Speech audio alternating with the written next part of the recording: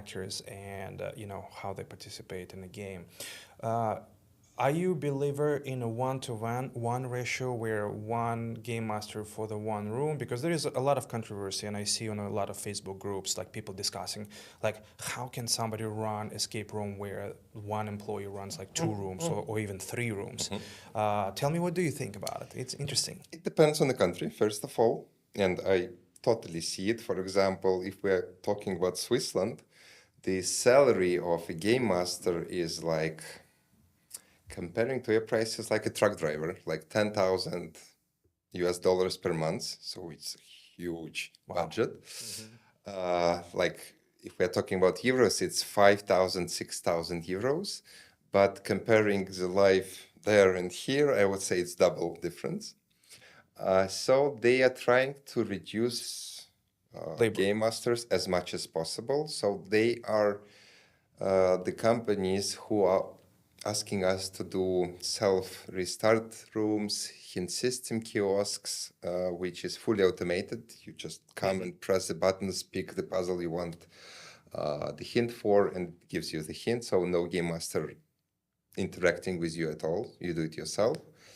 But let's now jump to another country where, for example, Budapest is, where the salaries are pretty small and they can totally dedicate one game master per one room.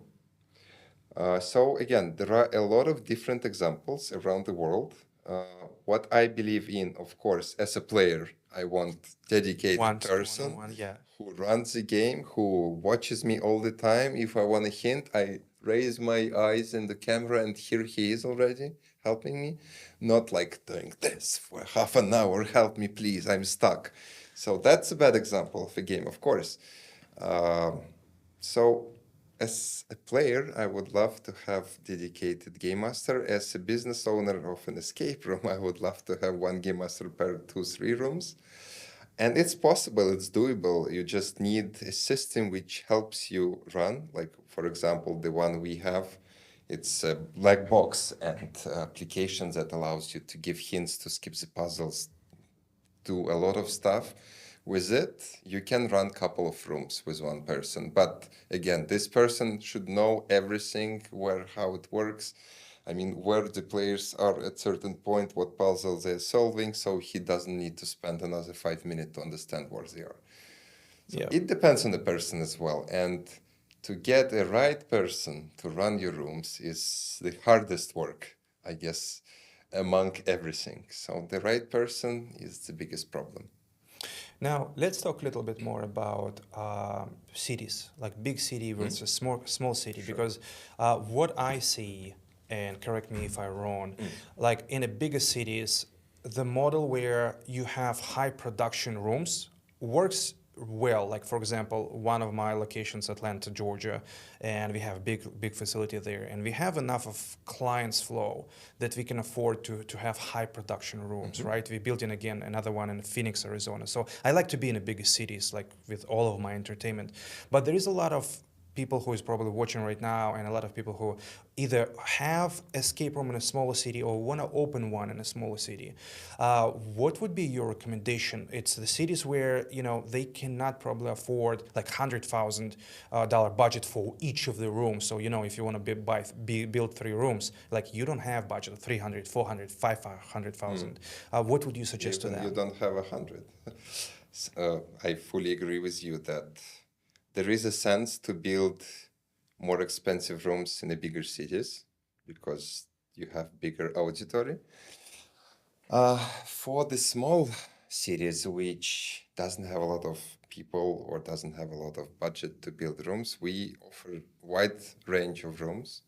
There are rooms which cost 20,000, like Jungle, most sellable rooms we have, and there are custom projects that can cost 2, 3, 4, 500,000.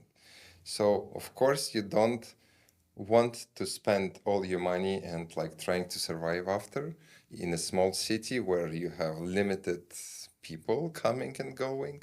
And of course you cannot say that this room will last 7 years because in 3 years all your population of the city will come and play your room. So what can I recommend to small cities? Don't buy expensive rooms. There are so many ways to make your room brilliant and not expensive, even with us, with our help, and we are not the cheapest escape room producer, obviously.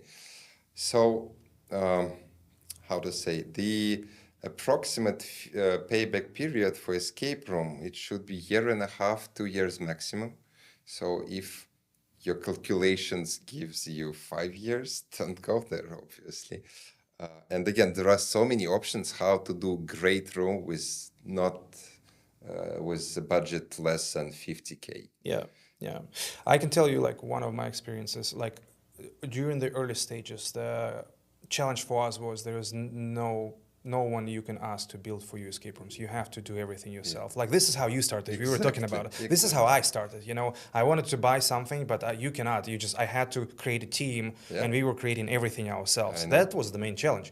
These days, it's so easy. Not only you have a lot of suppliers like yourself, but also like there is some supply of escape rooms that you can buy on a secondary market. So there is somebody rotating rooms and they want to sell, you know, on Facebook groups you can find it.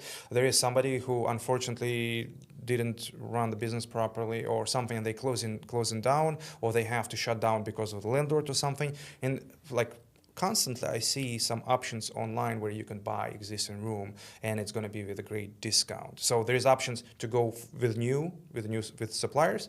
There is a secondary market available, so there is options. So and there is an option you can buy just the brains for like sensors, etc., and do it yourself as well. It was a rocket science 10 years ago. yeah, Now there are plenty of offers where you can do it with no skills at all. yeah, I mean, just connect the wire.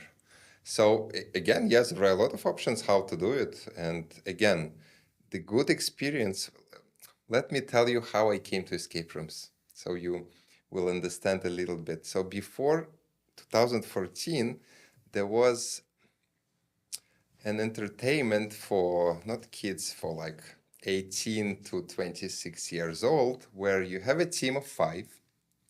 One is a driver, so you have a car, you have a dedicated team. At certain point, like at 12 o'clock on Friday, you come to a certain point, you pay for the ticket, and you receive a legend, like a pieces of paper, which is encrypted. You have to decrypt it. You have to find the spot where you have to go. Usually there is abandoned building, and you have to solve puzzles to find the codes. So it was how to say city hunt experience. I was playing for 5 years of it. like a scavenger hunt. Exactly. So, and it was very big. So every night we had 50 to 100 teams who travel, and we're playing for the whole night. So it's 8 to 10 hours experience every week. And that was, let's say, grandfather of escape rooms for me. When they installed cameras on the roads, you know, that for speeding and stuff, it died. But at that point, escape rooms appeared. So basically, if we are talking about good experience, you can do it in your house. You can create cool puzzles, cool game flow, and do it for your children. For example, I do it for my kids for the birthday party. At the end, they receive a present, but to get to the present, you have to solve a lot of puzzles, geocaching. You have to go there, find a note there. It will give you a map that will lead to your house. In the fridge, you will find an ice block with a hint inside. You have to demolish it to get it, etc., etc. So to build a good escape room, even if you don't have a lot of money, even you don't have money at all, you can do it. You just have to be creative. Yeah. And that's how we started as well. Nobody told us how escape rooms work, what is it, etc. We made it ourselves. We, how to say, based on our knowledge, based of Fort Boyard. Have you watched Fort Yes, Boyard? of course. Yes. Yeah, yeah. So that's basically our nature, how we came to this market.